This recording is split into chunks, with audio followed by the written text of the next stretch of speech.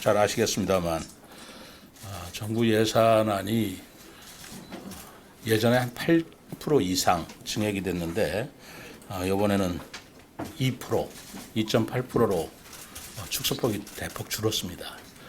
정부 예산은 증액이 덜 되다 보니까 자치단체 예산도 마찬가지인데 거기에 따라서 우리 시의 예산도 작년에 비해서 작년하고 거의 같은 수준의 프로테이지로 반영이 됐습니다. 여러 가지 재정상에 좀 긴장해야 될 부분이 많이 있습니다만 그럼에도 불구하고 예산이 기대 이상으로 자화자찬 같습니다만 많이 반영되었다는 객관적인 문제, 객관적인 사항에 대해서 설명을 드리고자 합니다.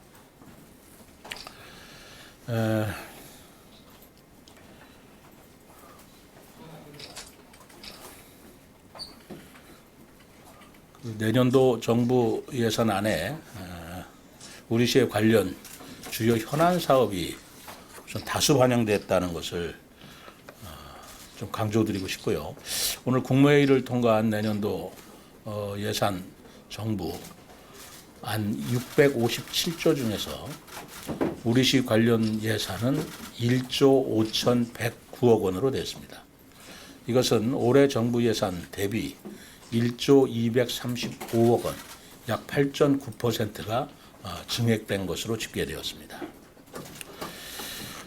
정부의 건전재정 기조에서도 정부 총지출 증가율, 아까 말씀드린 대로 2.8%보다 우리 시가 8.9%의 높은 증가율을 달성한 데 대해서 나름대로의 큰 의미가 있다고 보고 있고요.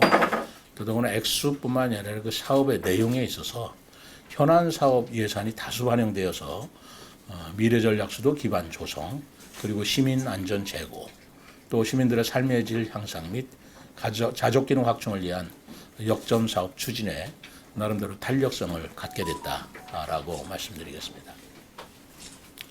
저는 이 가운데서 가장 제가 큰 성과라고 볼 수 있는 것은 지난번 국회 세종의사당 국회 기축이 통과되면서 세종의사당 매립에 필요한 부지 매입비 350억 원이 반영되었습니다.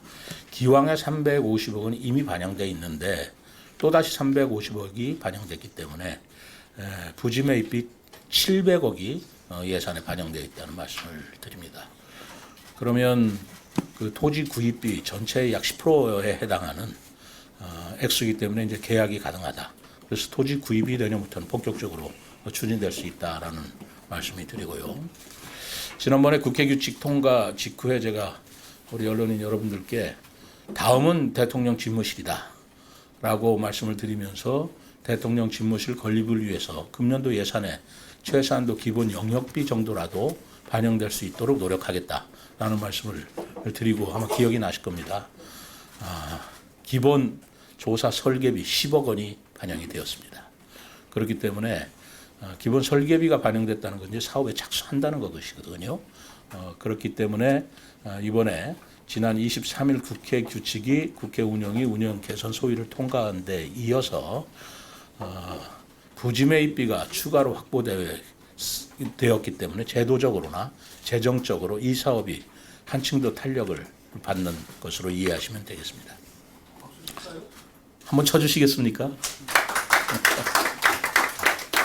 감사합니다. 대통령 제2집무실도 이번 하반기, 금년도 하반기에 예타 면제 등을 통해서 정부의 건립 로드맵에 따라서 순조롭게 진행이 될 수 있다라는 말씀을 드리면서 2027년까지는 차질 없이 완공될 수 있을 것이라고 보고 우리 시 또한 최선을 다할 것임을 말씀드립니다.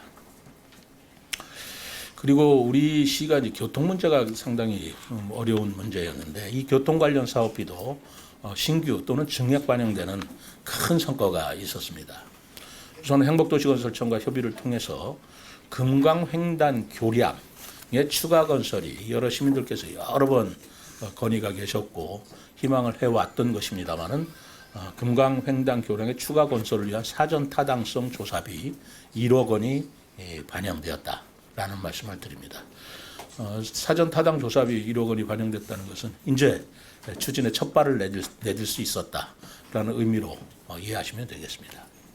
출퇴근 시간 햇무리교의 극심한 교통 체증을 해소하고 또 향후 증가할 교통 수요에도 적극적으로 대비할 수 있을 것으로 기대됩니다. 그리고 세종 청주 고속국도 건설 사업비가 작년 대비 652억이 증가한 1,655억 원이 반영이 되었습니다. 순조롭게 진행된다는 것이죠. 그리고 세종 안성 고속도로 공사비도 909억 원이 반영되어서 사업이 차질 없이 추진될 것으로 기대됩니다.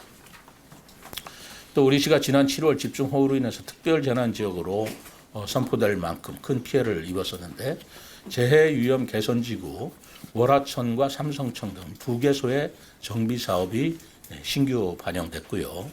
전이읍에 있는 읍내, 맹곡, 덕현 지구와 함께 5개의 정비사업을 동시에 진행할 수 있게 되었음을 말씀드립니다. 또 여성 긴급전화 1366 설치비와 운영비가 신규로 반영되었습니다. 이제까지 타지 시설을 이용해야 하는 불편이 있었는데 그 불편이 해소되었다는 말씀을 드립니다.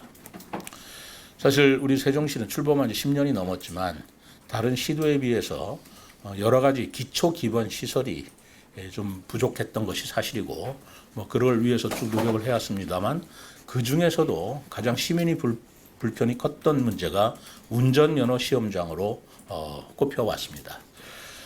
10개 시도가 각 시도가 운전면허 시험장을 있는데 세종시만 운전면허 시험장이 없어서 인근의 대전이나 청주에 가서 면허 시험을 받던 시민들의 불편이 해소될 수 있는 운전면허 시험장 건립을 위한 기본 계획 수립비 1억 원이 반영되었다는 것을 말씀드립니다.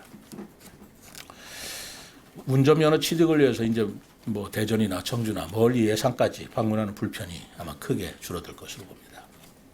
그리고 올해 2억 5천만 원이었던 도시 바람길숲 조성 사업비도 48억 원으로 대폭 증액 반영되었습니다. 아마 우리 정원도시 박람회를 하는데 매우 큰 도움이 될 것이라고 봅니다. 다음은 내년도 세종시 재정 운영 상황에 대해서 간략하게 말씀을 드리겠습니다. 최근 우리 세종시는 취득세 등 지방세입 예산의 감소로 인해서 긴축 운영을 위해 감액 추경을 지금 추진 중에 있습니다. 부동산 거래 감소에 따른 취득세 및 국세 감소 기조가 이어지기 때문에 2024년도에도 지방 재정 여건이 넉넉하지 않을 전망이긴 합니다. 따라서 저는 2024년 세출 예산은 재정 건정성 확보를 기반으로 선택과 집중을 통해 예산을 운용할 계획임을 먼저 말씀드립니다.